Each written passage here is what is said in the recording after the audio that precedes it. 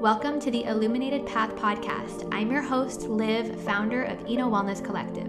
My wellness journey started with yoga, which led me down the path of exploring healing modalities like meditation, breath work, sound healing, mindset work, and so much more. This exploration inspired my mission to help others find what lights them up. Get comfortable and curious as we learn from experts, teachers, and creators who are lighting up their communities and living an inspired, expansive life. Let's dive in.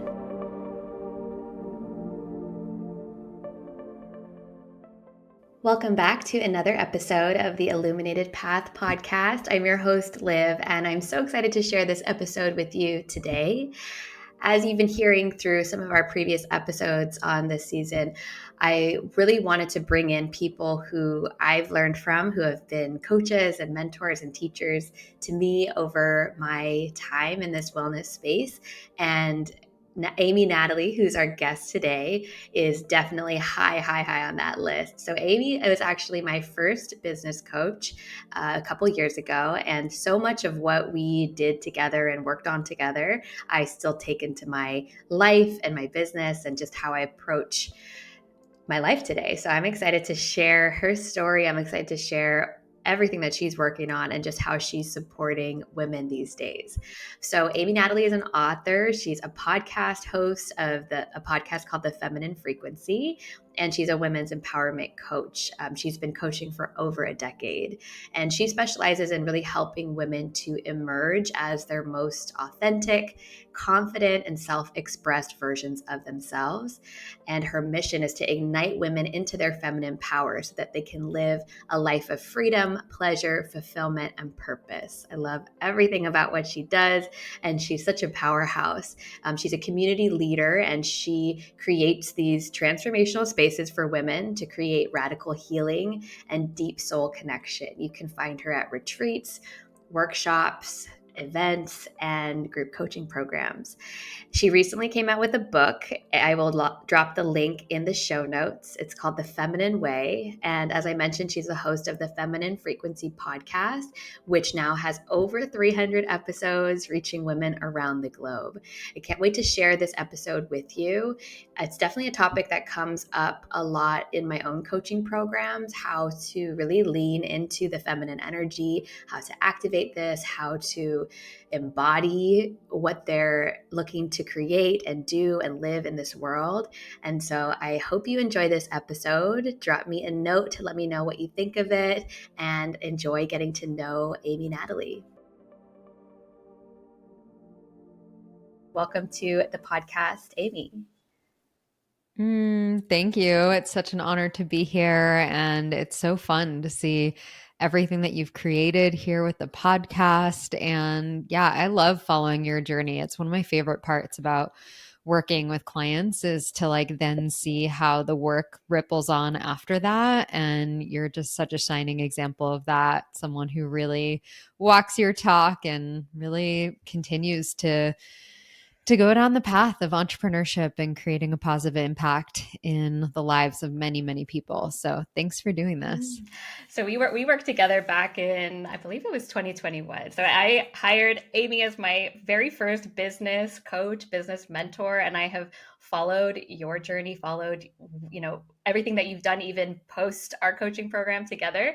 But when you say the ripple effect, I really feel that with the work that we've done. I always think back to stuff I do now. I'm like, thank God Amy had me do that, right? Whether it was something as simple as help me raise my prices or rethink about my offers, everything that we worked on a couple years ago, I'm still feeling those ripple effects. So I'm excited to share a little bit of our coaching experience together, but also just the amazing work that you're doing with the wellness community. So we'd love to kick it off just hearing a little bit about who you are, what you do, and how you serve people these days.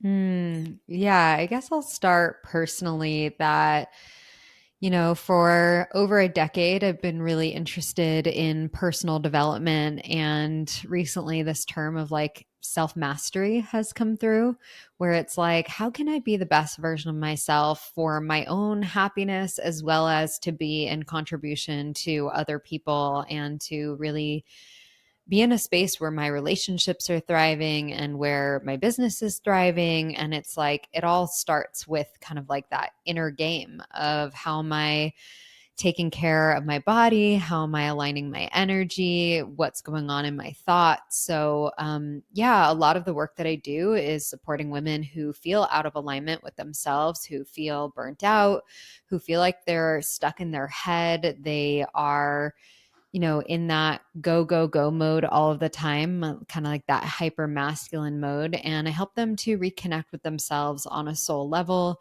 and to show up in the world as their most authentic self. So that's a little bit about the work that I do. And I love to use embodiment work, which is helping women to come back into their bodies, to connect with their intuition, really learning how to alchemize their emotions, feel their emotions, and to reconnect with their sensuality, because our body holds so much information and so many women are disconnected from their bodies. And I know that you teach yoga, and yoga is one of a great embodiment modality, and there's many different types of yoga, but it is, I feel like, for a lot of people, it's kind of like the entry point of connecting their body with their breath and with their mind, and like starting to see, oh, okay, there's a relationship here that's happening. Mm.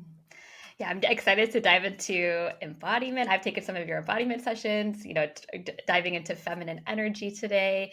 You do so many things that resonate with me so much, and I've learned so much from you in such a short amount of time being in your energy and your presence. And so I know you haven't always been a business coach. So you started, your journey was quite different a couple of years ago. So I would love to hear a little bit about what even inspired you to become an entrepreneur, because you've been in this entrepreneurial game for a while. So how did that spark happen, and how has it evolved over years?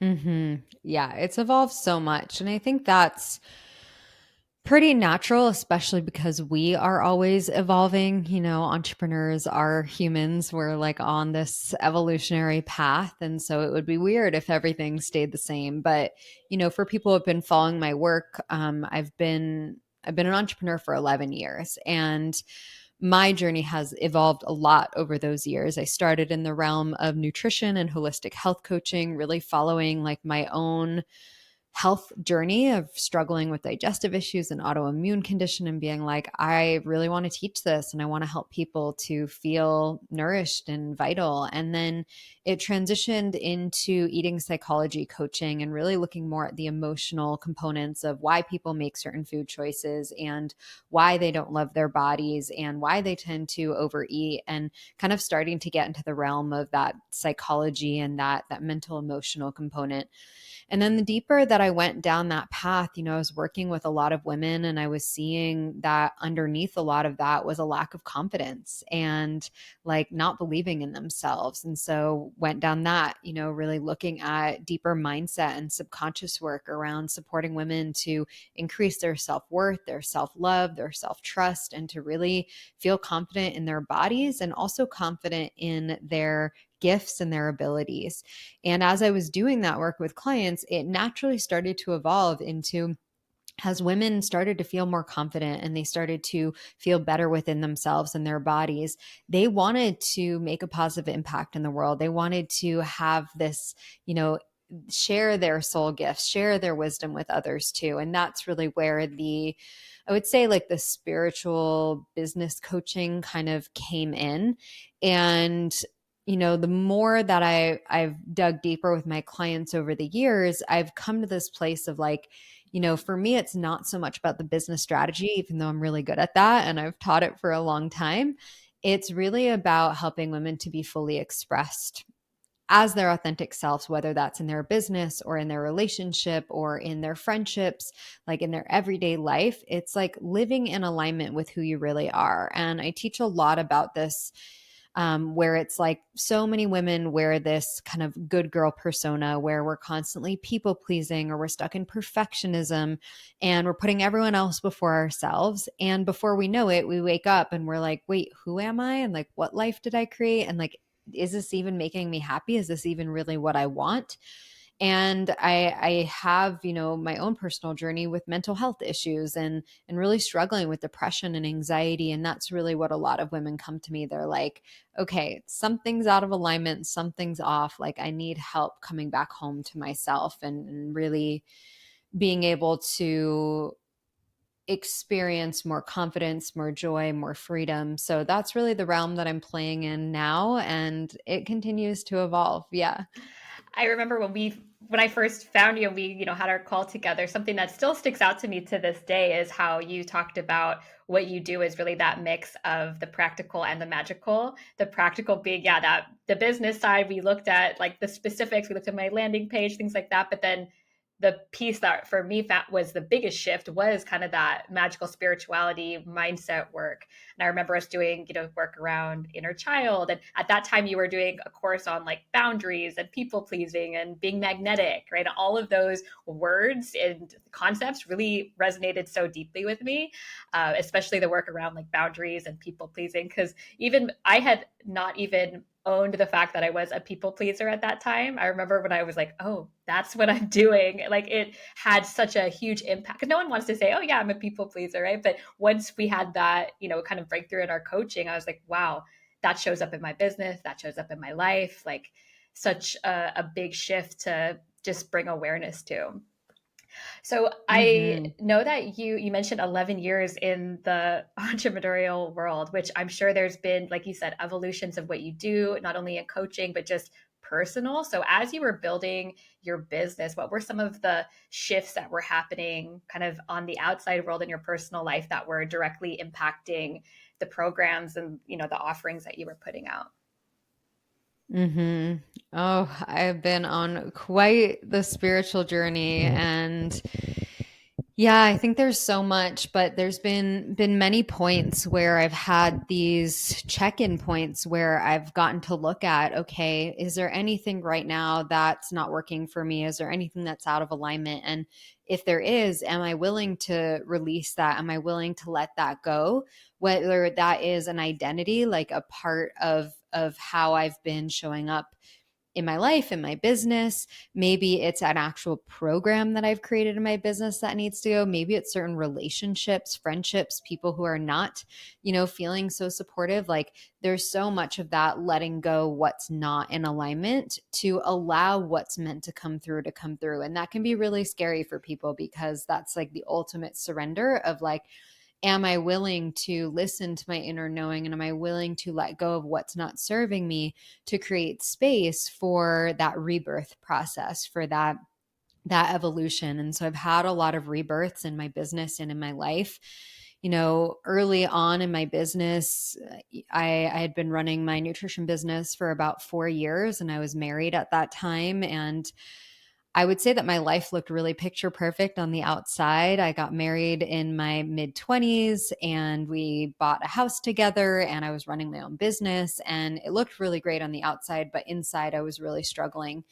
And it was through that experience of being married and like going into this deep dive like spiritual journey of like what makes me happy and what is it that is not working for me, that I learned that I had created kind of like this facade of who everyone else wanted me to be, who my parents wanted me to be, who my community wanted me to be, and I didn't really know who I was. And so in that experience I hit a pretty big rock bottom. And it took me a few years to gain clarity that the marriage that I was in, the relationship that I was in, was not actually in alignment. And the lifestyle I was living wasn't in alignment. And so, after a lot of, inner contemplation, I got to that place where I said, okay, like I know this is not meant for me and I need to really recreate my life from a place of authenticity. So I ended up getting divorced when I was 27, and that was really where like my spiritual awakening was happening and where I was learning how to trust my intuition and listen to, where am I supposed to be and what is it that really lights me up in my life, right?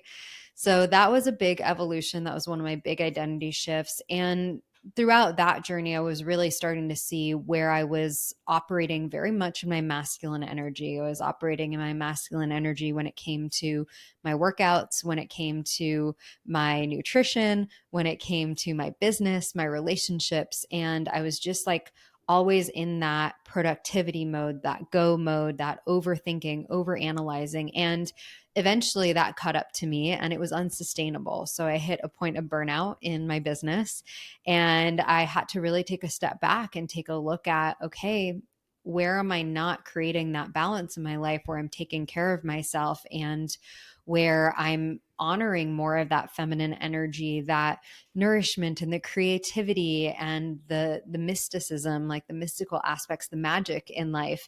Like I was missing that play and that fun and pleasure, and I wasn't enjoying the life that I created. Even though I had made a lot of money, my business was successful, it was like, wait, there's something missing. So whenever I get that, like, oh, there's something missing or something feels off, like that's the deep listening that happens. And then again, being willing to like surrender that and then move and uh, realign with a new path, or with like the path that I feel is most in alignment at that point. And so fast forward to 2021, and I kind of did my own surrender experiment, which was with I don't know if you guys have read the book by Michael A. Singer, The Surrender Experiment. But essentially, I had been in a relationship. This is after my divorce, and we were living together and we had been dating for a couple of years. This was during the pandemic. And I knew that that relationship was coming to an end. It was a beautiful relationship. And it also had an expiration date. It was complete. And I decided that I was going to put my stuff in storage and start traveling. And I had never done that before. I had never not had a lease on an apartment in my adult life. I had never just like traveled without having a specific plan. And I remember we were working together at that time too. And yeah, I really, I booked a one-way ticket to Tulum, Mexico, and ended up living there for 2 years. And then went to Guatemala and went to Austin and went to Kauai and just like was on this grand adventure. And it led me here to Asheville, which is where I live now. And if you had asked me, could you ever see yourself living in North Carolina? I would be like, absolutely not. I don't even know what's in North Carolina. I didn't even know what Asheville was before, but I had a friend living here, came to visit her, and I fell in love with it here. I fell in love with the nature. I fell in love with the people. I fell in love with this land. And that's really where I birthed and came up with the idea for my book. When I landed here, it was like very clear that I was meant to write a book. And so that has been my journey over the last couple of years, is being on that book writing journey and birthing the feminine way. And yeah, I'm in a really sweet space right now with my partner, and building my life here in Asheville, just really feeling so aligned in where this path has led me. I remember when we first started working together, and I knew that you were the right coach for me, because you were like, I'm like basically becoming a digital nomad. You were taking calls in all these different places that you were, and it was really amazing to witness you like take these big leaps, like pack up all your stuff, figure out how to have your business on the road and like make it work for you, and then also be looking like, where do I want to plant my roots next, right? Like, what is calling me? It is very inspirational, because I know a lot of people never make that move, right? Never make that move to either go travel or just to pick up and go to a new place. And so it has been really awesome to witness that from you, just even following your journey. Speaking of the feminine way, I do have that right here on my desk. I just got it in the mail a couple 2 weeks ago. So I'm really excited to dig deeper into it and finish it. But tell me a little bit about, I mean, it makes total sense that this is your book, right? I'm sure that you're like, this is what I have to write about. Between your podcast, the feminine frequency, working with feminine energy, like even just the cover of it, I'm like, this feels like it's very you. So how was the process of writing? Because you do have to create that space for yourself, that really be in your feminine energy to kind of let it flow out. So what was the book writing process like? It was such a journey. I've heard people say, "Oh, I wrote a book on a weekend," or "It came through." Like, in a couple of months. And like, that's great that that was their journey and it wasn't mine. Like, my journey was a 2-year process, and I was running my business while also writing the book. And like you said, it does require that space for the ideas to flow through. And so one of the things that I learned was, when is that creative time for me? And for me, it's in the mornings, but I really like to move my body and do my morning practices first and then sit down to write. So I really had to rearrange my schedule and carve out the time to be able to write in the mornings and then see my clients in the afternoon. So that was really helpful for me to do that. Um, when I first started writing the book, I wrote an outline. I did this really great workshop. I don't know if they offer it anymore, but there's this Hay House Publishing. They publish for a lot of personal development books and authors, and they had like a writer's workshop. And so, like, I hadn't written an outline since I was like in high school or college, like a real outline. And it was great. It was so helpful to have that, because having that structure helped me to not just like stray into like a million different ideas and get sidetracked. It was like, okay, I have the structure. So, what I'm referring to here is that masculine structure of being organized and creating the container, having that space to then allow the feminine to flow. And there were some days where the words came through really quickly. And there were some days where I just kept meeting my own inner resistance and like all of the fears and the doubts of like, is this good enough? And I would get into these like perfectionist cycles where it was like, it's not exactly how I want it to be. And once I learned that, the editing process works and that you just have to like get the ideas on paper, and that I had plenty of ideas to share, and it was just like, get them out and then we can refine them afterwards. And I'm so glad like with how it turned out. And it really was such a process of just like continuing to show up even when it felt hard. And now there's so many women who are reading the book and sharing the book. And like, yeah. And one of the things that I also love is I got to record some of the guided meditations throughout the book. I really believe that there's so much value in implementing the work, right? Not just reading about it and listening to it, but actually feeling it in your body and having an experience with the work. So I've included some different practices. So there's guided meditations that you can find in the book, and I'm actually planning on recording the audiobook. I believe that I'll be doing that in March. So for those of you who are audiobook listeners, I've gotten a lot of requests for that, and I'm excited to get that out into the world. Ooh, I'm excited for that. I sign me up when that comes out as well. I also love just having like a physical copy in my hands too, and Me so too. I'm excited to finish the book for sure. So you've talked about it a little bit, right? Masculine and feminine energy. Masculine really being the doing, the go go go, the organization, the action. Feminine being more the being, the flow, like the mysticism, like you said. So when you see, I actually have some clients that come to me and like they're like, "What is feminine energy?" Right? And so I love getting to share that with them and just see some of those light bulb moments go on. So I know that this is a main thing that you work with your clients and just that you share with the world. So when you see someone who's kind of in the over masculine side, or maybe someone who's in the over feminine side, like that the energy isn't balanced, what does that look like on both sides? Yeah, can you share a little bit about it? Mhm. Yeah, and I want to really clarify for people who haven't read the book and who maybe this concept is new. The terms masculine and feminine, they are not associated to any specific gender. So, every living being, every human, it doesn't matter what your gender is, whether you're male or female, we all have masculine and feminine energy within us. And these come from ancient tantric traditions. They come from ancient yogic traditions, like they come even in Chinese culture, Chinese medicine. We've got the yin and the yang. So we've got this information that's been passed down for centuries, really. And it's really beautiful ancient wisdom that's coming back to the surface. So when we go too far into our masculine, I like to think of that as masculine overdrive. Usually in the body, that looks like a lot of tension. It looks like feeling really rigid.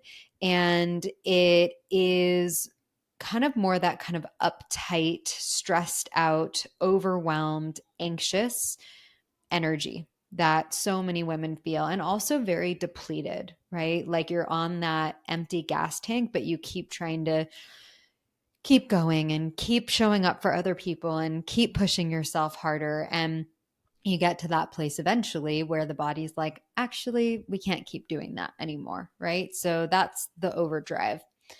The feminine overflow, which is kind of the other side, you can think of it like a pendulum where we're swinging the pendulum all the way to the other side, the feminine overflow. When we're in that space where there's not enough structure, it can feel chaotic. It can feel ungrounded. You can feel like you have a lot of ideas and a lot of creativity, but you're not following through with them. So you feel like there's not a lot of momentum. You feel unproductive. And you can also feel anxious when you're in that space because you feel like you have a lack of direction. So that's how I like to describe like that feminine overflow. And the intention is to create your own inner balance or inner harmony between these two energies. So it's not that masculine energy is bad and feminine energy is good or vice versa. But in our culture, we have been living in masculine overdrive for way too long, right? And we haven't been honoring these sacred feminine aspects of ourselves, and our culture teaches that. Our culture teaches us not to be sensitive, to not feel our emotions, to not be connected to our sensuality and our pleasure, to not listen to our intuition. Like those are things that we're taught from a very young age. We're very much, we get a lot of credit and we get a lot of validation when we're in that place of like achieving the goals and working really hard and putting everyone else first. Like we kind of get our validation that way in our culture. And so the vision is to really shift that and to say, hey, it is possible to create success. It's possible to create abundance in your life. And it's only sustainable and enjoyable if you're also integrating the feminine essence, right? Like we need more women who are nourished and who are, you know, really connected with their body, connected with the earth, honoring their menstrual cycles. Like we need so much more of that because women who are depleted and run down, like they can't give to their kids or to their families or their communities in the same way, and they can't give to themselves in the same way. Yeah, I love how you talk about overdrive and overflow as like kind of the opposite ends of the pendulum. And it is important to call out, like you said, that there's, I mean, our society, our culture has created it honors and favors the masculine side. So sometimes I notice even with clients I work with that you can be so much in the masculine and not even realize it, and then you're and then kind of feel like, oh, I need not necessarily guilt, but feel like, oh, I need to just switch all the way over to the feminine, right? But there is a piece of the masculine that is supportive and works well, and you need both. Like you don't need to have one or the other. But one thing I'm sure people go to you with or come to you a lot with is how do I'm good at the masculine, I know how to do that, but how do I kind of lean into the feminine? And I know that you have all these different practices and rituals and things that you do to kind of lean more in that direction. So what are some of those things that I guess you find personally like kind of get you into that feminine flow, overflow a little bit more? Hmm. Yeah, I'm going to share a few specific examples. And this is exactly why I wrote the book, because I had so many women coming to me being like, okay, I understand these concepts, but like, how do I do it? How do I connect with my feminine energy? So, in the book, we have 7 feminine codes, which essentially are principles to help you to reawaken these parts of yourself. And I want you to know that these parts of yourself already exist. Like they're already inside of you. Your soul already knows this wisdom, and it's just been forgotten, or you haven't been taught how to connect with it. So I like to start this conversation by sharing that the feminine lives in the body and the masculine lives in the mind. And so, if we can start to come into our body more through incorporating things like meditation, through breath work, through yoga, through spending time in nature, the more that we can get into the body, one more that I have to add, through dancing, because that's a big one too. the more that we can get into the body and let go of the control and the obsession with our thoughts and our mind, the quicker we're going to get to that place of feeling that flow and that ease and the magic that the feminine has to offer. So it really does start by taking a look at your life and bringing awareness. What percentage of your time are you living in your mind? Are you living in the masculine? And what percentage of the time are you living in the feminine? And just looking at that without any judgment, without making it wrong, just being curious. When I started asking my clients this question, they were like 80 to 90% of the time in their masculine, right? And 10 to 20% of the time in their feminine. And they were feeling that in their physical body. They were feeling that in their emotions. And it was showing up in all aspects of their life. So it's first, let's bring awareness to that. And then it's like, okay, let me look at my life and see where can I carve out some space to connect more deeply with myself, and where can I connect with that deeper inner voice, with your soul and with your body, to really gain the clarity of what it is that lights you up, what it is that you need to feel really nourished. So it's a really unique journey for each person. Um, and and I find that the more that we can get into the body through, again, dancing, breath work, yoga, like our body already knows. It has so much wisdom for us of what we need. And it's really cool. Once you start doing this work, you actually start to hear your body more. You start to understand your body more, right? So it is a progression. And in the book, I have, ways to start connecting with your soul, start connecting with your body, have like a toolkit, a menu that you can choose from to start practicing some of these different modalities. I definitely remember, something that stuck with me throughout our time together and after is even looking at something, not necessarily as like, here's going to be my strict morning routine that I do every day, but even just creating space, right? I remember I think you were the one that was like, my calls don't start until 10. I don't take calls after this time. Like I have this space and flexibility in my schedule that allows me to like drop into my body and to choose from that menu and to use your intuition to create those moments to tune in and just to tap into what's happening with yourself. So that's something I absolutely practice a lot too. Two of the areas that I see clients sort of not necessarily struggle with feminine energy, but it shows up as like something that they want to explore, is typically in work, business, and also in relationships. And I know that you support women in both of those ways as well, like how it's showing up in their business and their choices, and then also how it's showing up with their partnership. So how can people explore feminine energy in those two arenas? Mm-hmm.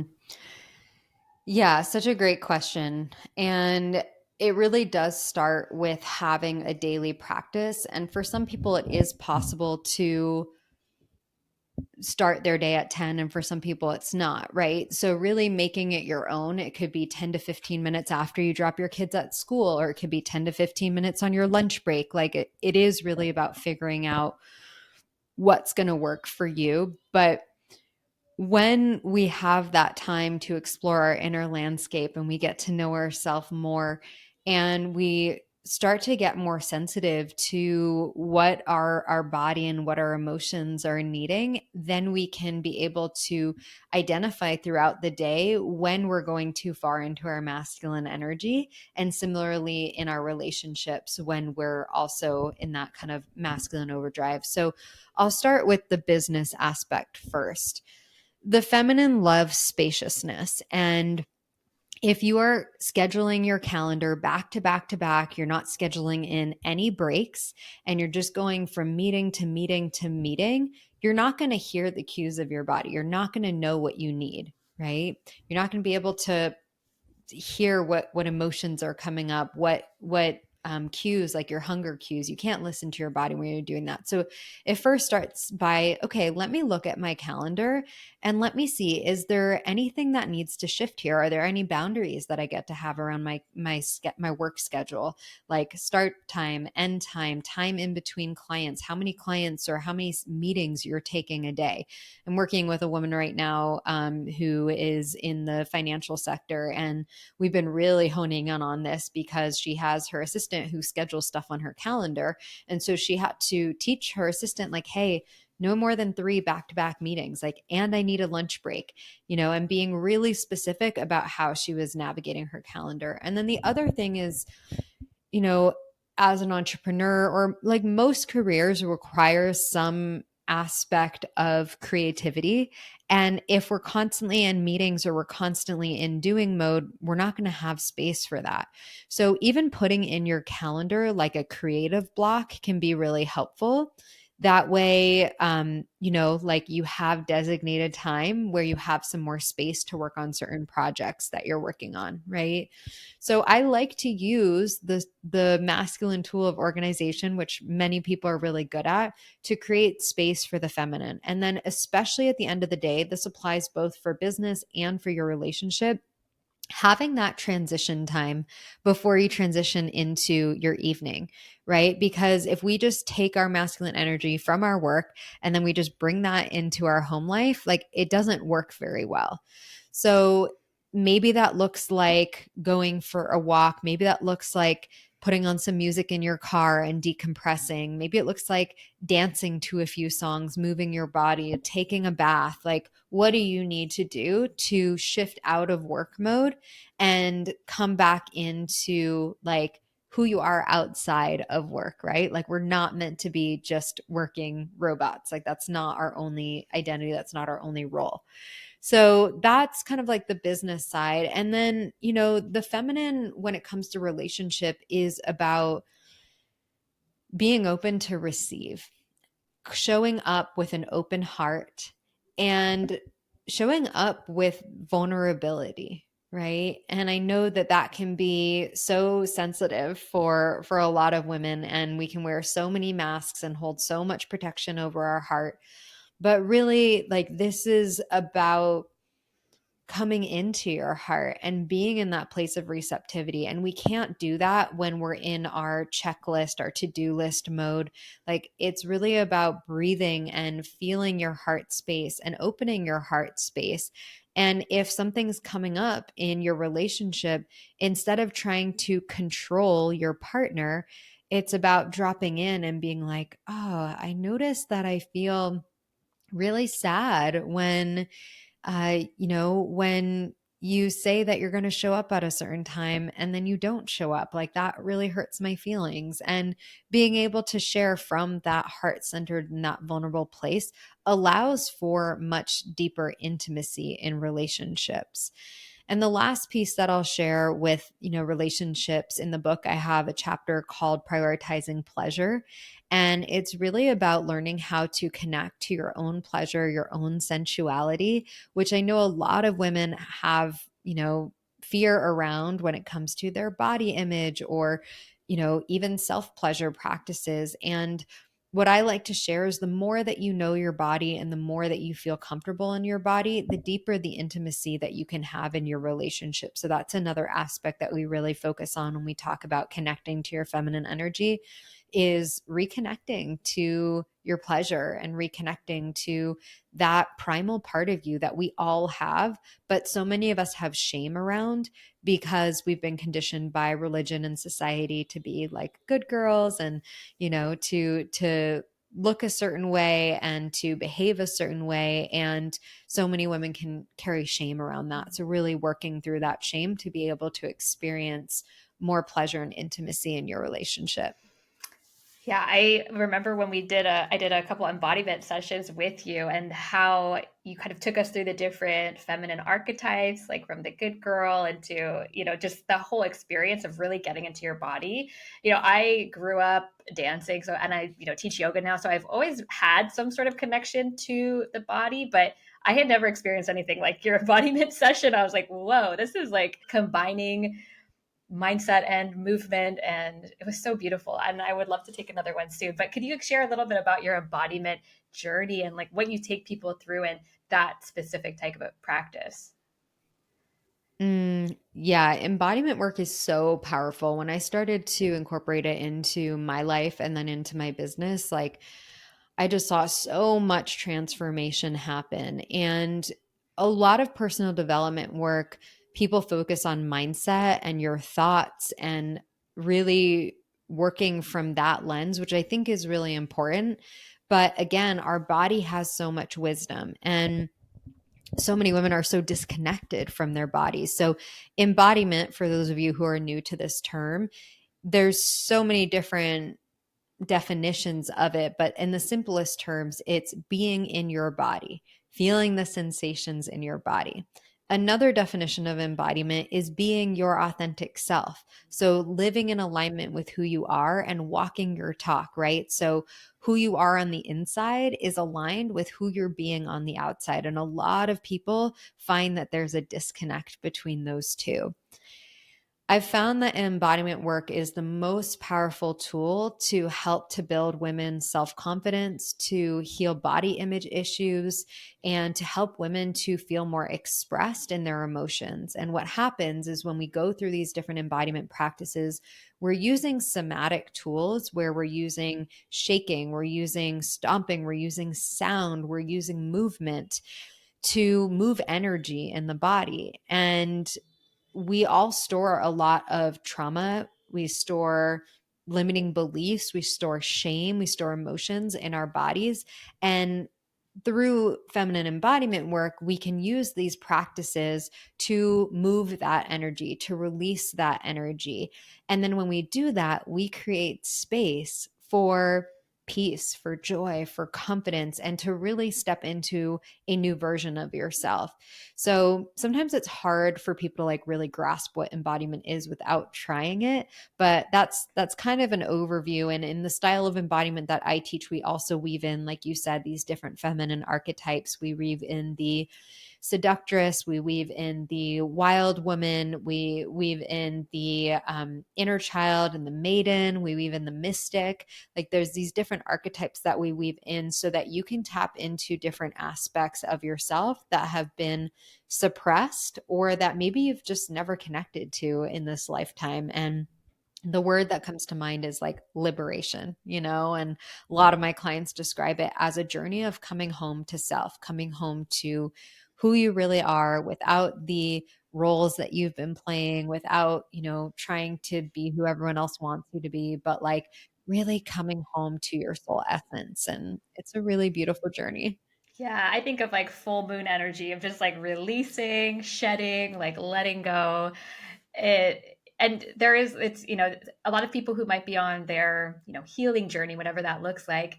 There's only so much we can talk about, right? The talking therapy, doing the mindset work. There's so much that I still remember those embodiment sessions of like so many shifts that can happen purely from the body and purely from tuning in. So for those of you who are interested in embodiment sessions, we can share more details. So I have really loved to witness your path, right? You've just done this big birth of a book, but what comes next for you? Like, where are you? What's like sort of the dream and vision that you have as you go into year 12 plus of being an entrepreneur? Yeah, it's a good question.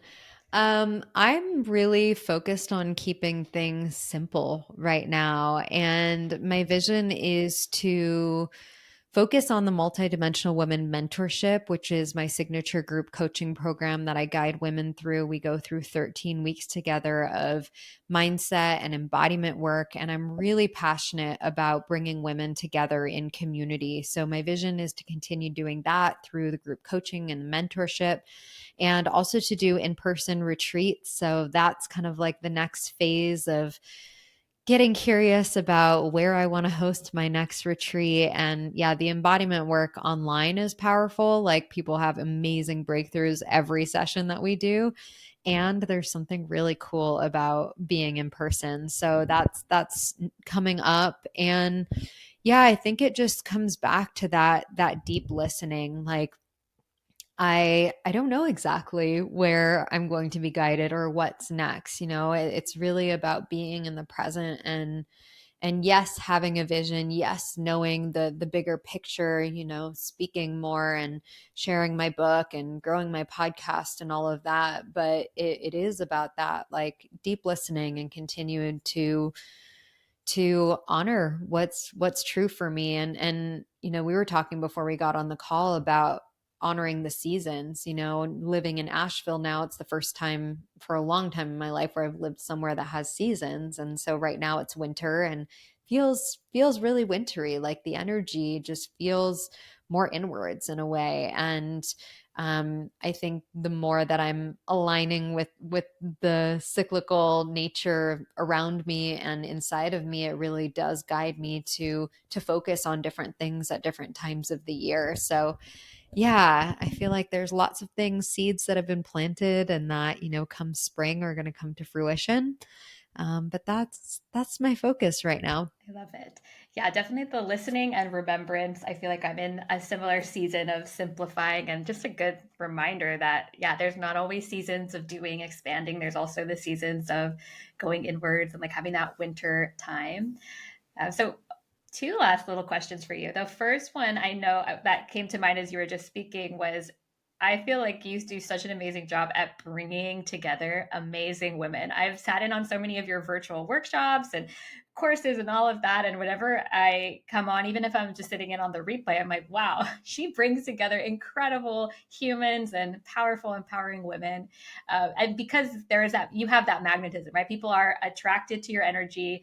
And so tell me a little bit about how you cultivate that community, right? Why are people coming to you? How do you bring all these amazing people together?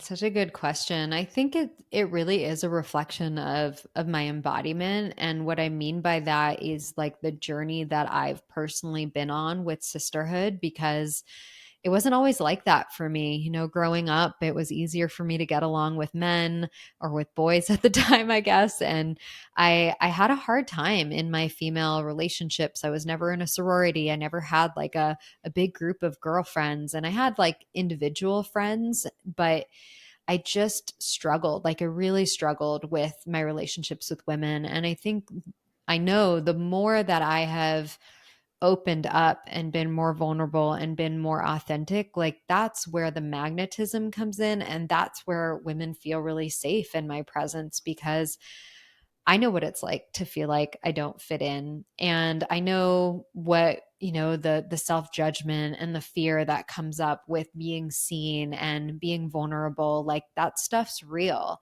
And the spaces that I create are really for women who want to live in this new paradigm, who, want to live in a space where there's and be in spaces where there's collaboration and where there is celebration of one another, and they want community. Like we all want that feeling of belonging. And so yeah, my intention whenever I host an experience or event is for to create a space for authentic connection for women. And it's really amazing because in these spaces, the level of depth and connection and the speed at which that happens is magic. Like, women who didn't know each other before now are 2 weeks into my group coaching program, and they're telling each other things, and they're connecting and supporting each other more than even with like their own real sisters or with their real family or the friends that they've known since they were younger. Like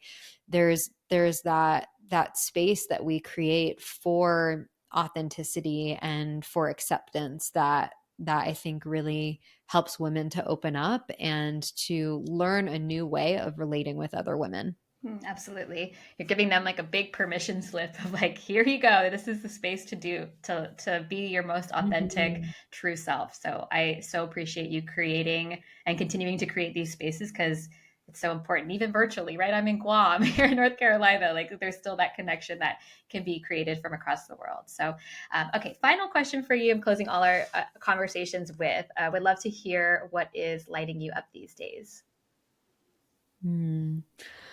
What's lighting me up the most right now is my relationship with my partner, and just like Yeah, next level intimacy, emotional intimacy, physical intimacy, like really deepening together. And it's been such a journey for me, as I shared earlier. Like I've, been married before and got divorced, and I've, been on a really deep relationship journey. And to be with someone and to be in a relationship where I feel so seen and where I can be my authentic self and I feel so met in all of the ways, spiritually, emotionally, physically, it's just like such a deep alignment. And I feel like that lights me up because I know like how much work it's taken for me to get there. And it's not that it's perfect all of the time where things don't come up, but it's like when those things come up, like the way that we're able to meet that and the intimacy that we're able to experience through moving through the challenges, through sharing honestly what's coming up for us. Like I really believe that this is the new blueprint for the way that we are learning how to relate to one another and the way that partnership can be.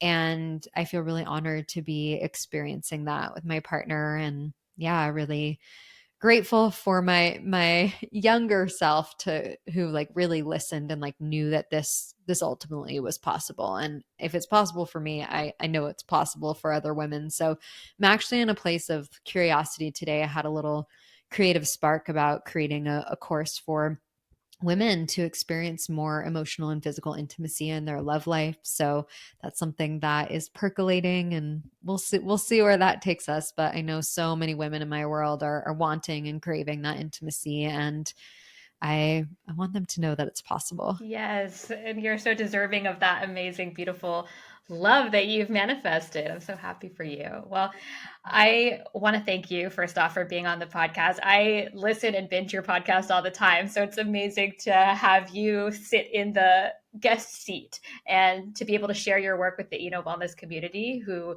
I know is going to be listening to this episode on repeat, taking notes. You shared so much, so many amazing tips and shifts and tools. And so I am so looking forward to all that's to come with you. And I hope to reconnect maybe in person at one of your retreats in the future. I just got chills. Yes. Yes, please. Thanks for listening. If you like this episode, please rate and review, and don't forget to subscribe. Learn more at enowellnesscollective.com and connect with us on Instagram at Eno Wellness Collective.